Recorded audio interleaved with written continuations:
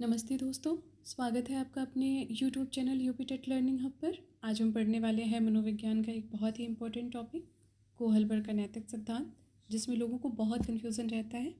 आज मैं प्रयास करूँगी कि आप सभी को ये टॉपिक आसानी से समझ में आ जाए।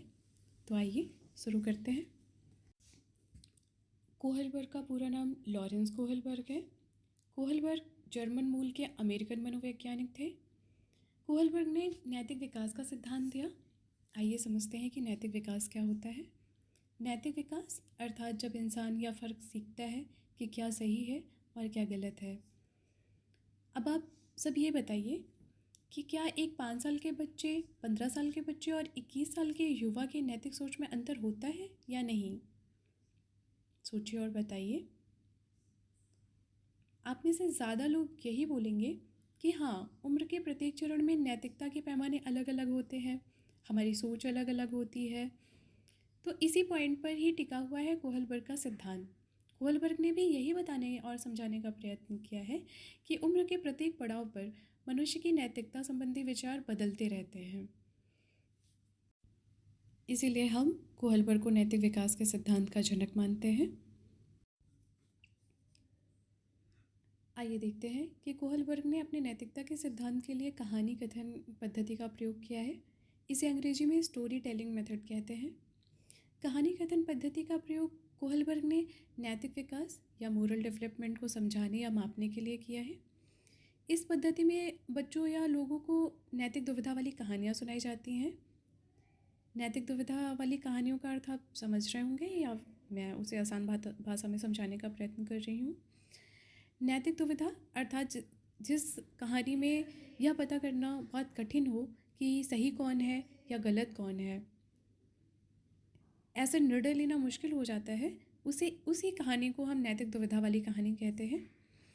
कोहलबर्ग ने बच्चों को हिंज की कहानी सुनाई और इस प्रकार की कहानी सुनाने के बाद उनसे उनके अनुसार क्या सही है क्या गलत है पूछा जाता है और कारण का भी पता किया जाता है कि किस कारण से सही है या किस कारण से गलत है, जिससे यह पता चलता है कि उनकी नैतिक सोच या मोरल थिंकिंग किस स्तर पर है।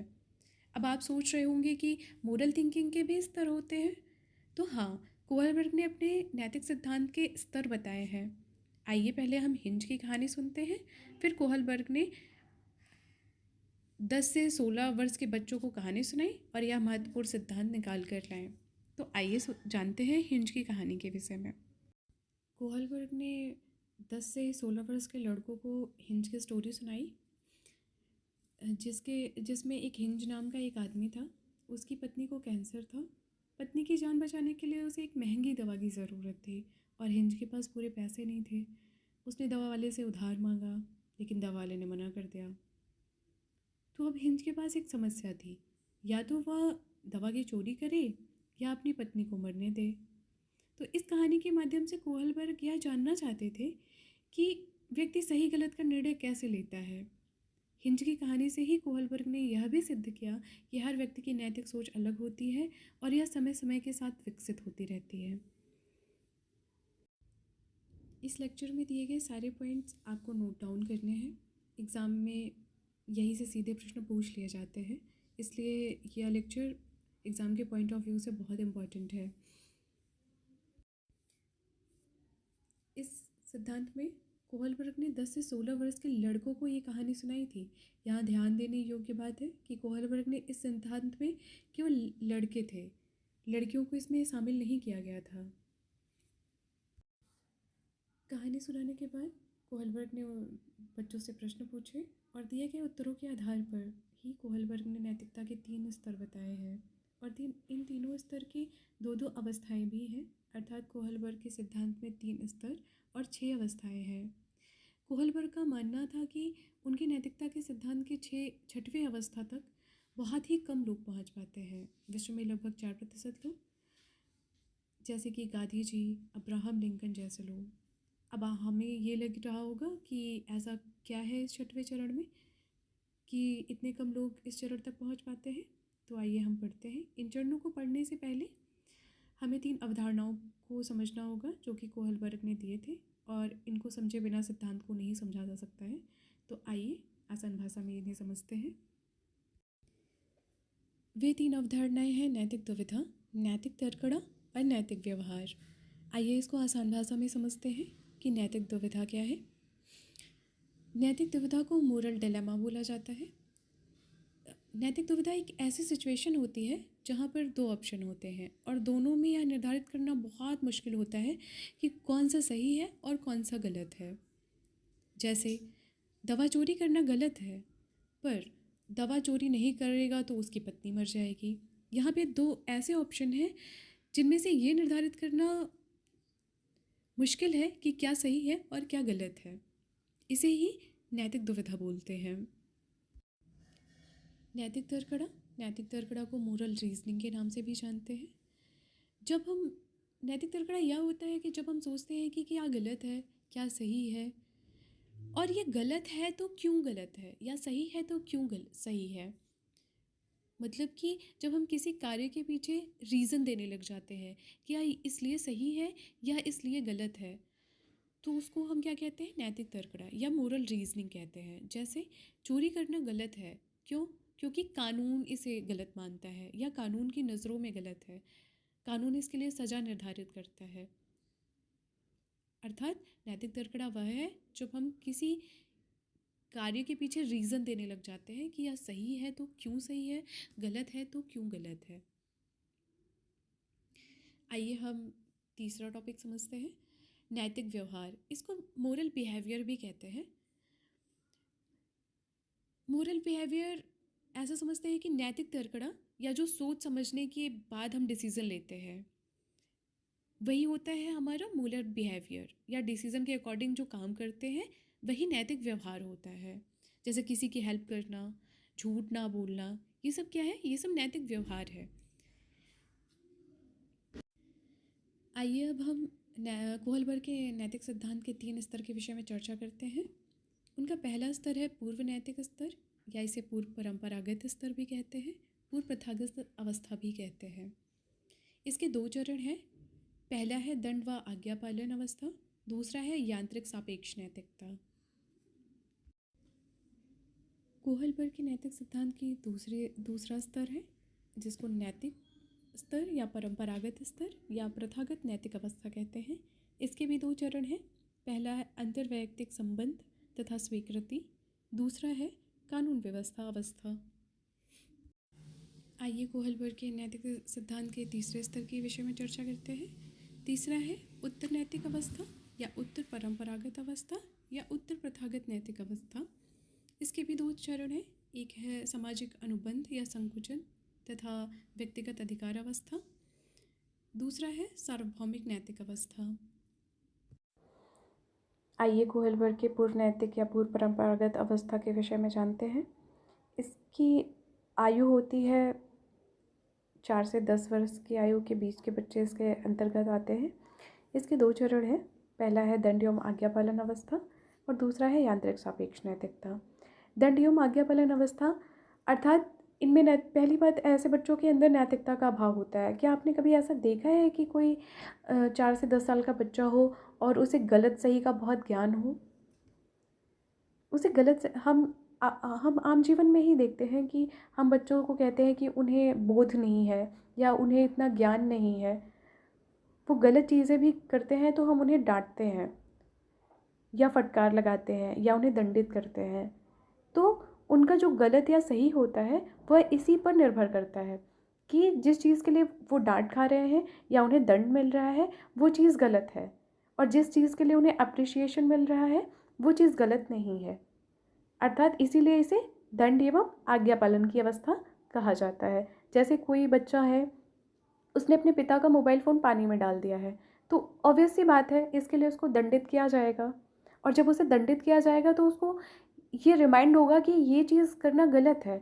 अगर मैं पापा का फ़ोन पानी में डालूँगा तो मुझे ऐसे दंड मिलेगा, तो वो आगे से ध्यान रखेगा और ऐसी गतिविधि करने से डरेगा। इसीलिए इसे दंड एवं आज्ञा पालन की अवस्था भी कहते हैं।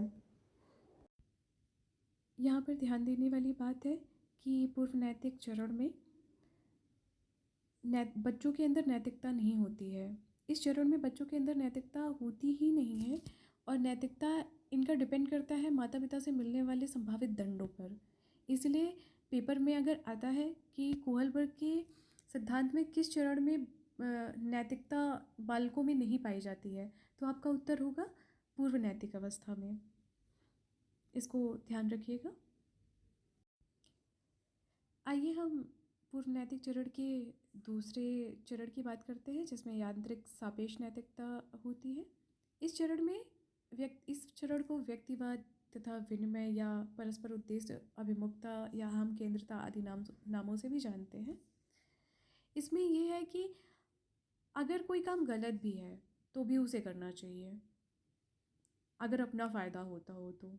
अर्थात ये इस फैक्ट पे काम करता है, अपना काम बनता भाड़ में जाए जनता, या जैसे को तैसा वाला। आपने कभी देखा है कि जो है इस एज के बच्चों ने कोहलबर्ग को ये बताया कि हिंज को दवा चुरा लेनी चाहिए, क्योंकि ऐसा करने से उसे दवा भी मिल जाएगी और उसे पैसा भी नहीं देना पड़ेगा। अर्थात अगर अपना काम बन रहा है तो हमें काम कर लेना चाहिए, ऐसा सोचना नहीं चाहिए कि क्या गलत है क्या सही है। जैसे आपने कभी देखा होगा कि छोटे बच्चे होते हैं, 8 9 7 8 साल के बच्चे, जिनके पास चॉकलेट हो, और आप कभी उनसे चॉकलेट मांग के देखिए, वो आपको चॉकलेट देंगे ही नहीं। क्यों? क्योंकि उन्हें उस चीज़ में अपना लॉस दिखता रहता है कि अगर मैं चॉकलेट आपको दे दूँगा तो चॉकलेट उनके पास तो रहेगी नहीं, फिर उनको अपना लॉस दिखता है, तो उनको अपना फ़ायदे से मतलब होता है। अगर उनका लॉस हो रहा है तो वो काम करेंगे ही नहीं। मतलब वो बहुत चालाक होते हैं, एक तरीके से ये समझा जा सकता है इस फैक्ट से। आइए हम दूसरे चरण पे चलते हैं। दूसरा चरण है नैतिक परंपरागत प्रथागत अवस्था। इसके भी 2 चरण होते हैं, एक अंतर्वैयक्तिक संबंध या स्वीकृति अवस्था और दूसरा है कानून व्यवस्था अवस्था। अंतर्वैयक्तिक संबंध या स्वीकृति अवस्था वह अवस्था होती है, इसी चरण को अच्छा लड़का या अच्छी लड़की अवस्था भी कहते हैं, क्योंकि इसमें अगर कार्य करने से फ़ायदा नहीं भी है तो भी अच्छी छवि के लिए कार्य किया जाता है। आपने या हम सब ने ही अपनी लाइफ में सुना होगा एक बहुत फेमस चीज़ की शर्मा जी का बेटा बहुत अच्छा है या मिश्रा जी का बेटा बहुत अच्छा है, कि आपने सुना होगा। तो ऐसे लोगों के ऊपर बहुत बर्डन आ जाता है, अगर उनका कोई फ़ायदा नहीं भी होता है फिर भी उनको अपनी अच्छी छवि बनाए रखने के लिए अच्छे कार्य करने ही पड़ते हैं, चाहे उसमें उनका फ़ायदा हो चाहे ना हो। तो वह यही अवस्था है जिस अवस्था में ये बात की जाती है, अंतर्वैयक्तिक संबंध या स्वीकृति अवस्था, या इसे अच्छा या लड़का या अच्छी लड़की अवस्था भी कहते हैं। इसमें अपनी छवि बनाए रखने के लिए कार्य किया जाता है, चाहे हमारा फ़ायदा हो या ना हो। एग्जाम्पल इसका हिंज से लेते हैं तो अगर हिंज को अपनी पत्नी से प्यार नहीं है तो भी उसे दवा चुरानी चाहिए, क्योंकि दवा चोरी करके वह अच्छे पति की छवि बना सकता है। तो हम समझ सकते हैं। दूसरी अवस्था है कानून व्यवस्था अवस्था। इस अवस्था तक बच्चे यह समझने लग जाते हैं कि समाज को सही ढंग से चलाने के लिए नियमों का पालन करना बहुत ज़रूरी है। अर्थात भले ही किसी कार्य को करने से छवि अच्छी बनती हो, लेकिन फिर भी उसे ना करिए अगर वह कानून के खिलाफ है। अर्थात कानून के खिलाफ होकर आप कोई भी काम मत करिए, भले ही वह आपकी छवि अच्छी बनाता हो। इसका एग्जाम्पल हम हिंज से लेंगे। जैसे कि भले ही दवा चोरी करके हिंज एक अच्छा पति बन सकता है, फिर भी उसे दवा चोरी नहीं करनी चाहिए, क्योंकि चोरी करना अपराध होता है। इसे ही कानून एवं अवस्था भी कहते हैं। आइए हम कोहलबर्ग के तीसरे स्तर की बात करते हैं, उत्तर नैतिक अवस्था। इसके भी 2 चरण हैं, पहला है सामाजिक अनुबंध का चरण और दूसरा है सार्वभौमिक नैतिकता का चरण। सामाजिक अनुबंध के चरण के विषय में आइए चर्चा करते हैं। इसके अंतर्गत ये कहा जाता है कि कानून को समाज के साथ संतुलन बनाना चाहिए। अर्थात इसमें कानून को सर्वोपरि नहीं माना गया है, इसमें समाज को सर्वोपरि माना जा रहा है। अर्थात इसमें कानून को समाज के साथ संतुलन बनाना चाहिए। अगर किसी भी कानून से समाज को परेशानी हो रही है तो ऐसे कानून को लचीला बनाना चाहिए, मतलब कानून को आसान कर देना चाहिए। और अगर कानून को लचीला नहीं बनाया जा रहा है और कोई रास्ता नहीं है तो ऐसे कानून को तोड़ दिया जाना चाहिए। इसमें समाज को ज़्यादा सर्वोपरि माना गया है, कानून को नहीं। जबकि हम देखेंगे कि इसकी पहली अवस्था कानून एवं व्यवस्था अवस्था में कानून को ज़्यादा सर्वोपरि माना गया है।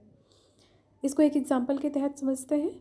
जैसे दवा चोरी करना भले ही कानून के खिलाफ है, फिर भी चोरी करना चाहिए, वरना इलाज ना करा पाने के कारण हिंद समाज में बोलने लायक नहीं रहेगा।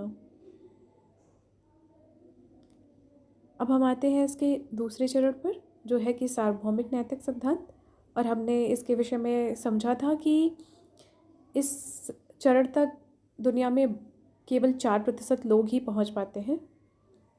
आइए समझते हैं क्यों। सार्वभौमिक नैतिक सिद्धांत, इसमें यह है कि अगर कोई कार्य समाज के खिलाफ हो, अर्थात समाज उसमें आपकी खिलाफत कर रहा हो, तो भी उसे कर देना चाहिए अगर वह संपूर्ण मानवता के लिए सही हो। अर्थात मानव समाज का उद्धार करने वाला हो, लेकिन समाज उसमें बाधा उत्पन्न कर रहा हो, तो यहाँ पर समाज को हमें सर्वोपरि नहीं रखना है। आप देख रहे होंगे कि इसके पहले सामाजिक अनुबंध में समाज को सर्वोपरि रखा गया, लेकिन सार्वभौमिक नैतिक सिद्धांत में समाज को, यदि समाज बाधा उत्पन्न करता है मानवता के उद्धार में, तो हमें समाज के खिलाफ आवाज़ उठाना चाहिए। और यही कारण है कि दुनिया के केवल 4% लोग इस स्तर तक पहुंच पाते हैं, क्योंकि वो समाज के साथ फाइट नहीं कर पाते या आइए इसको एक उदाहरण से समझते हैं। यदि दवा चोरी करने से किसी की जान बच सकती है, आइए इसको उदाहरण से समझते हैं। यदि दवा चोरी करने से भी किसी की जान बच सकती है और कोई अन्य रास्ता नहीं है, तो कानून तोड़ने को सही ठहराया जा सकता है, क्योंकि जीवन का अधिकार संपत्ति के अधिकार से बड़ा नहीं होता है। किसी का जीवन बचाना सबसे बड़ा धर्म होता है। इसीलिए इस उदाहरण के साथ हम इसको समझते हैं। आइए हम अब इस अवधारणा की, जो कोहलबर्ग की नैतिक सिद्धांत की अवधारणा है, इसमें बहुत सारी कमियां भी हैं। आइए देखते हैं। कोहलबर्ग के नैतिक सिद्धांत की आलोचना महिला मनोवैज्ञानिक कैरोल गिलिगन ने की है। उन्होंने इस सिद्धांत की यह कहकर आलोचना की है कि यह सिद्धांत नारीवादी नैतिकता की अनदेखी करता है।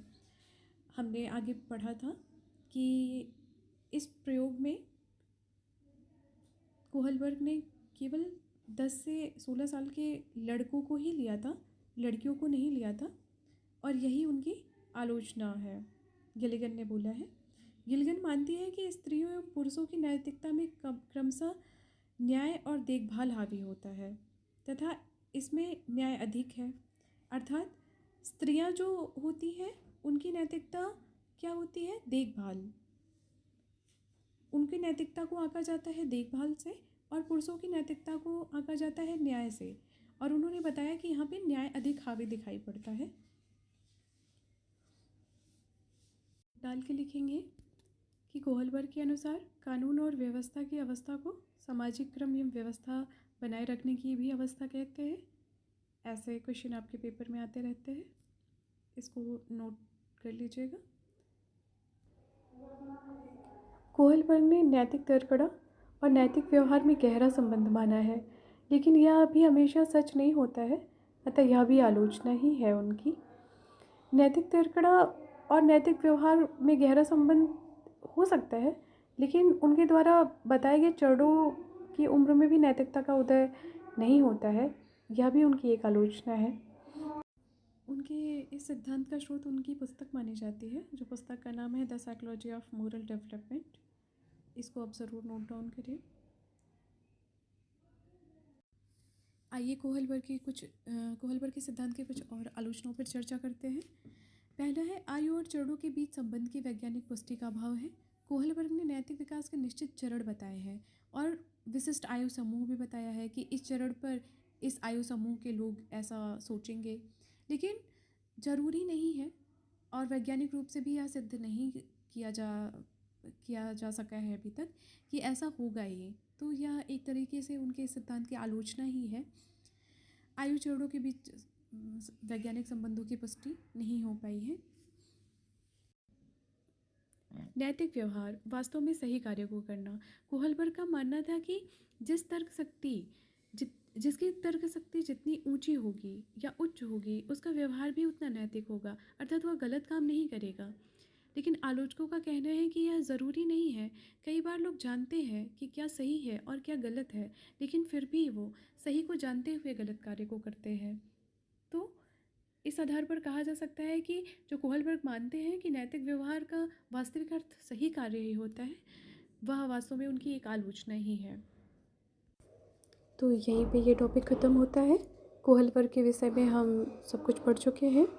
इस क्लास में बताए गए प्रत्येक पॉइंट को आप नोट डाउन करें, या नोट्स यूपी टेट या किसी भी टीचिंग एग्ज़ाम के लिए ऑथेंटिक नोट्स हैं। इससे परीक्षा में सीधे सीधे प्रश्न देखने को मिलेंगे आप सभी को, इसीलिए आप इसको नोट डाउन ज़रूर करें और इसी का रिवीजन करते रहें।